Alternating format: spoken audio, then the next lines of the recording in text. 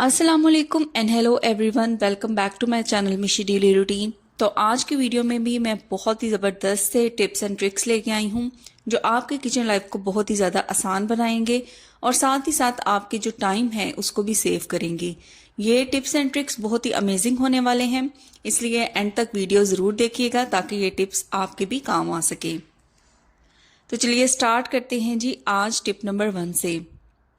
Bedsheets तो हम सबके घरों में होती हैं और ज़्यादातर हम बेडशीट्स को जनरली तौर पे इस तरह से फोल्ड करके कबर्ड के अंदर रख देते हैं कि जैसे यहाँ पे मैंने बेडशीट फोल्ड की और जो दोनों पिलो कवर होते हैं वो बेडशीट के अंदर रखते हैं और इसको अच्छी तरह से फोल्ड करके हम कबर्ड में रख देते हैं। तो इससे हटके मैं आपको आज का टिप बताऊंगी कि किस तरह से आप बेडशीट को फोल्ड कर सकें ताकि वो कबर्ड में रखा हुआ भी एक ऑर्गेनाइज्ड लगे और आपकी जो कबर्ड है वो भी बहुत ज़्यादा मैसी ना लगे। तो सबसे पहले तो मैं बेडशीट को उसी तरह से फोल्ड कर लूंगी जिस तरह जनरली हम बेडशीट को फोल्ड करते हैं, और एक पिलो कवर जो है वो मैंने बेडशीट के अंदर रख दिया है और सेम उसी तरह से बेडशीट को फोल्ड कर लिया है। अब ना यहाँ पे मैं ले लूंगी सेकंड पिलो कवर। तो सेकंड पिलो कवर का हमें पता है कि एक एंड जो ओपन, अच्छा इस तरह से ना आपकी बेडशीट भी सिक्योर रहेगी और बिल्कुल आपने अगर कबर्ड में भी रखा होगा ना तो बहुत ही ऑर्गेनाइज्ड लगेगी। तो जितनी भी आपकी बेडशीट्स हैं ना आज से उनको ना इस तरीके से फोल्ड करना स्टार्ट कर दें। तो ये देखें मैंने बेडशीट जो है वो पिलो कवर के अंदर डाल दिया है और हमें पता है कि जो पिलो कवर होता है उसका एक एंड ओपन होता है। तो बस इसी तरह से हमने क्या करना है कि जो एंड ओपन है वहां पे हमने रिमेनिंग पोर्शन को इस तरह से डाल देना है। तो ये देखें बिल्कुल महफूज तरीके से जी आपकी बेडशीट हो जाएगी फोल्ड, और जब आप इसे रखेंगे ना कबर्ड में तो ये बहुत ही ज्यादा ऑर्गेनाइज लगेगी। और जब सारी बेडशीट्स आप इस तरीके से रखेंगे तो आपकी बेडशीट्स महफूज भी रहेंगी और आपकी कबर्ड भी ऑर्गेनाइज रहेगी। तो मैं उम्मीद करती हूँ कि ये टिप आपके बहुत काम आने वाला है और बहुत ज्यादा आपको फायदा देगा। तो चलिए जी देख लेते हैं आज की सेकंड टिप।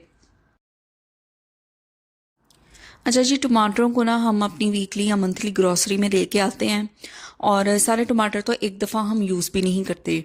तो ज़्यादातर लोग क्या करते हैं कि इसको जो फ्रीज़र वाला पोर्शन होता है ना वहाँ पे रख देते हैं ताकि ये फ्रीज़ हो जाए तो काफ़ी देर तक महफूज रहते हैं। लेकिन अगर आपका जो फ्रीज़र वाला पोर्शन है वो छोटा है, जैसे मेरी जो फ्रिज है उसका जो फ्रीज़र वाला पोर्शन है वो छोटा है काफ़ी, तो वहाँ पे ना मैं मटन वगैरह को ही स्टोर करती हूँ। तो एक बेसिक तरीका जो टमाटरों को जिस तरीके से मैंने स्टोर करना स्टार्ट किया है ना वही टिप मैं आपके साथ भी शेयर करने जा रही हूँ। सबसे पहले क्या करना है, जब हम टमाटर लेके आते हैं ना तो हमने इनका जो डंडल वाला पोर्शन होता है ना ग्रीन, उनको हमने रिमूव कर देना है।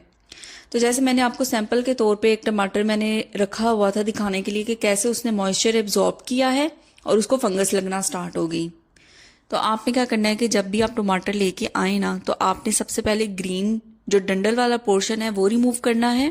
उसके बाद आपने ले लेना है कोई सा भी कुकिंग ऑयल।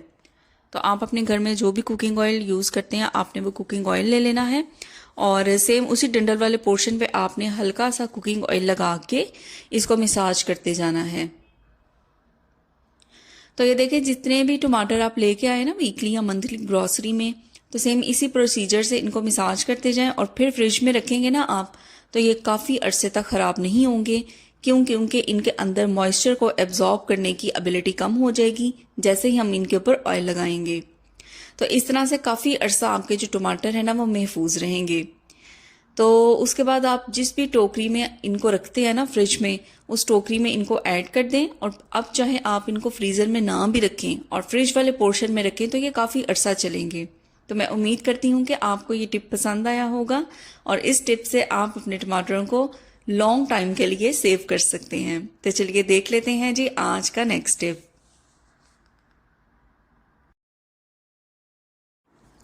अच्छा जी, क्या कभी हम सोच सकते हैं कि हम लहसुन तो यूज़ कर लेते हैं लेकिन जो लहसुन के दरमियान वाला पोर्शन होता है जिसे हम फेंक देते हैं बेकार समझ के, वो भी आपके इतने ज़्यादा काम आ सकता है।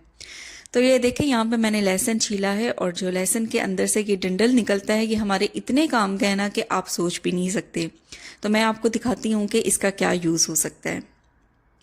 हमारे घर में दालें वगैरह तो हम सभी लेके आते हैं, चाहे चने की दाल है, मसूर की दाल है, मूंग की दाल है, सारी दालें हम लेके आते हैं। और ज़्यादातर दालें हम मंथली ग्रोसरी में लेके आते हैं ताकि ज़्यादा देर तक चल सकें और हमें बार बार मार्केट से ना लानी पड़े। लेकिन अक्सर क्या होता है कि दालों वगैरह में ना कीड़ा लग जाता है और एक जाला सा बनना शुरू हो जाता है। तो इस मसले को हल करने के लिए ना हम यही लहसुन के डंडल इस्तेमाल करेंगे। तो देखें यहाँ पे जो भी जार आप यूज़ करते हैं दालों को स्टोर करने के लिए, उस जार के अंदर ना आपने दाल को ऐड कर देना है और उसके बाद दाल ऐड करने के बाद आपने जो लहसुन के ये डंडल उतारे थे ना, उनको इस तरह से दाल के अंदर हम फिक्स कर देंगे या दाल के अंदर डाल देंगे। तो इससे क्या होगा, इनकी जो लहसुन होता है उसकी एंटीबैक्टीरियल प्रॉपर्टीज़ होती हैं, एंटी माइक्रोबियल प्रॉपर्टीज़ होती हैं, ये बिल्कुल भी आपकी दालों में कीड़ा वगैरह नहीं लगने देगा। और साथ ही साथ अक्सर अगर हम ज़्यादा लंबे अरसे तक दालों को स्टोर करते हैं तो उनके अंदर एक जाला आ जाता है, वो भी इससे नहीं आएगा। तो देखा है बेकार समझ के फेंक देने वाली चीज़ हमारे कितने ज़्यादा काम आ सकती है। तो जितनी भी आपके घर में दालें हैं जिनको आपने जार्स में महफूज किया, उनको आज से इस तरीके से महफूज करना शुरू कर दें। तो आपकी जो दालें हैं वो बहुत लंबे अरसे तक जाएंगी, ना इनमें कीड़ा लगेगा और ना ही इनके अंदर जाला आएगा। तो मैं उम्मीद करती हूँ कि ये टिप भी आपके ज़रूर काम आएगा। और अगर अभी तक आपको ये टिप पसंद आया है तो मेरी वीडियो को लाइक करें, शेयर करें और कमेंट करें। तो क्या देखें जी, ये बाकी का जो लेसन है इसको हम यूज़ कर लेंगे खाने में। तो देख लेते हैं जी आज का नेक्स्ट टिप। बेकार समझ के फेंक देने वाले शॉपर्स का इतना ज़बरदस्त इस्तेमाल हो सकता है ना कि अगर आपको पता चल जाए कि शॉपर्स के क्या क्या यूजेस हैं तो आप कभी भी इनको फेंके ना, बल्कि इनके लिए एक अलग स्टोरेज कैबिनेट बना के रखें ताकि ये शॉपर्स आपके भी काम आ सकें। तो यहाँ पे देखें जी, मैंने ले लिया है एक शॉपर और मैं क्या करने वाली हूँ कि इसको मैंने काट देना है चारों साइडों से और इसका एक पीस मैंने अलग कर देना है। इसका मैं बहुत ज़बरदस्त यूज़ आपको बताने लगी हूँ, आप बस वीडियो देखते जाएं और देखेंगे कैसे एक शॉपर आपका इतना काम आसान कर सकता है। तो अच्छा जी, देखे मैंने शॉपर का ना एक पीस ये अलग कर लिया है और बाकी का जो शॉपर है ना वो मैं फेंकूंगी नहीं, उसको किसी और यूज़ के लिए ले आऊंगी। आपके सामने मैंने यहाँ पे रख लिया है जिसे हम कहते हैं दोरी डंडा। तो क्या मैं शॉपर को कूटने लगी हूँ? जी नहीं, बिल्कुल नहीं। तो क्या होने लगा है कि ये देखें, जब भी हम कोई भी चीज़ कूटते हैं, इसके अंदर मोटर एंड पैसल आप इसे कह लें या दोरी डंडा कह लें, इसके अंदर जब हम कोई भी चीज़ कूटते हैं ना तो वो बहुत ज़्यादा उसकी छींटें बाहर को आती हैं, चाहे वो अदरक लहसुन का पेस्ट है, चाहे हरी मिर्चें हैं, चाहे धनिया पुदीना है। तो ये देखें, मैंने आपके सामने सैंपल के तौर पे सूखा धनिया लिया है, तो किस तरह से ये उड़ उड़ के बाहर को आता है। तो इस शॉपर से ना हम इसी चीज़ का सलूशन निकालेंगे। तो हमने करना क्या है कि जो शॉपर मैंने कट किया था ना उसको मैं ना इस तरह से फोल्ड करूंगी, यानी चार इसकी मैं ना फोल्ड कर लूंगी। तो जो दोरी डंडे का जो डंडा है ना, जितना वो साइज का है ना, आपने उतने साइज का ना यहाँ दरमियान से इसको कट कर लेना है ताकि जब आप इसे ओपन करेंगे ना तो ये दरमियान में एक सुराख हो जाएगा। वहां से आपने इस डंडे को इस तरह से फंसा लेना है और अब हाथ रख के आप कूटना शुरू करें। तो देखिएगा कि बिल्कुल भी छींटे आप तक नहीं आएंगी। आप चाहें तो यहाँ पे अगर आपके पास बड़े साइज का रबर बैंड है ना तो वो भी आप शॉपर के ऊपर इस तरह से चढ़ा देंगे तो फिक्स हो जाएगा कि शॉपर हिलेगा नहीं अपनी जगह से। तो आप चाहे आप इसके अंदर धनिया कूटें, पुदीना कूटें, अदरक लहसुन कूटें, हरी मिर्चें कूटें, कुछ भी छींटे आप तक नहीं आएंगी, सारी छींटे शॉपर के ऊपर रहेंगी। और अगर आप इस शॉपर को डिस्कार्ड करना चाहते हैं तो डिस्कार्ड कर दें। अगर आप इसे दोबारा इस्तेमाल में लाना चाहते हैं तो आप इसे वॉश करके दोबारा भी इस्तेमाल में ला सकते हैं। तो देखें, मैं ये शॉपर संभाल के रख लूंगी और जब भी धनिया पुदीना अदरक लहसुन कूटा करूंगी तो सेम इसी प्रोसीजर से कूटा करूंगी ताकि किसी भी किस्म की छींटे आप तक ना आए, ना आपके कपड़े गंदे हों और ना ही आपका शेल्फ गंदा हो। तो देखते हैं जी आज का नेक्स्ट टिप। तो आज की वीडियो का जो लास्ट टिप है ना वो ये है कि हम अपने जो वॉशरूम है ना उसको किस तरह स्मेल फ्री बनाएं। बहुत सी चीज़ें हम यूज़ करते हैं मार्केट से परचेज़ करके ताकि हमारा जो वॉशरूम है वो महकता रहे, उसमें किसी भी किस्म की स्मेल ना हो। तो अगर आप मार्केट से चीज़ें अफोर्ड नहीं कर सकते और घर में ही कुछ ऐसा सोल्यूशन बनाना चाहते हैं तो ये वीडियो आपके लिए है।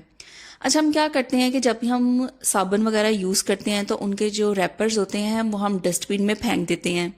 तो आपने क्या करना है कि आज के बाद आपने वो डस्टबिन में नहीं फेंकने। तो ये देखें मैंने यहाँ पे साबुन का ना रैपर ले लिया है और उसके बाद मैंने यहाँ पे स्कार्फ पिन्स लेके तो छोटे छोटे इसके अंदर ना मैंने इस तरह से सुराख कर देने हैं पूरे रैपर के अंदर। तो ये देखें जी यहाँ पे मैं साबुन वाला जो रैपर है ना उसके अंदर मैंने इस तरह से छोटे छोटे स्कार्फ पिन की मदद से सुराख कर लिए हैं। अच्छा, सुराख करने के बाद ना ये बिल्कुल आप इसे ओपन करेंगे ना तो एक थैली सी बन जाएगी। आपने ये मेक श्योर करना है कि जो इसका नीचे वाला पोर्शन है ना जो बंद है, अगर वो अच्छी तरह से सिक्योर नहीं है तो उसको आप टेप लगा के अच्छी तरह से सिक्योर कर लें। तो ये बिल्कुल एक बॉक्स की तरह प्रिपेयर हो गया। ये देखें बिल्कुल ऐसे लग रहा है एक थैली है। तो सेम इसी तरीके से आपने भी इसे प्रिपेयर कर लेना है। अच्छा जी, नेक्स्ट हमने क्या लेना है, यहाँ पे मैंने ले लिया है बेकिंग सोडा। तो आप बेकिंग सोडा ले लें अपने घर में, और ये जो हमने एक पाउच सा बना लिया है ना साबुन के रैपर का, तो उसके अंदर ना हमने तकरीबन इसे 1/4 हमने ना बेकिंग सोडा से इसको फिलअप कर देना है अच्छे तरीके से। अब इसका जो ऊपर वाला पोर्शन है ना उसको भी हमने अच्छी तरह से सिक्योर कर लेना है, क्योंकि हमने ऑलरेडी इसके अंदर ना सुराख कर ली है, तो इसलिए ऊपर और नीचे वाला पोर्शन इसका अच्छी तरह से सिक्योर होना चाहिए। तो यहाँ पे ना मैंने डबल साइडेड टेप ली है। तो डबल साइडेड टेप से ये होगा कि एक तो ये रैपर खुद भी क्लोज हो जाएगा और जहाँ पे हमने फिक्स करना है वहाँ पे भी ये अच्छी तरह से ना फिक्स हो जाएगा। तो बस ये देखें अच्छी तरह से ना इसको फोल्ड करके, तो यहाँ पे मैं डबल साइडेड टेप लगा दूंगी। अब वॉशरूम की ना एक वॉल आप सिलेक्ट कर लें, कोई भी साइड, वहाँ पे आपने इसे फिक्स कर देना है। आपके पूरे वॉशरूम से स्मेल आप देखेंगे 3 से 4 घंटों में ख़त्म होना स्टार्ट हो जाएगी और किसी भी किस्म की स्मेल आपके वॉशरूम में बाकी नहीं रहेगी। तो मैं उम्मीद करती हूँ कि ये टिप्स एंड ट्रिक्स आपके बहुत ज़्यादा काम आएंगे। और अगर आपने फर्स्ट टाइम मेरे चैनल पर विजिट किया है तो चैनल को ज़रूर सब्सक्राइब करें। वीडियो पसंद आई हो तो इसको लाइक करें। टेक केयर, अल्लाह हाफिज़।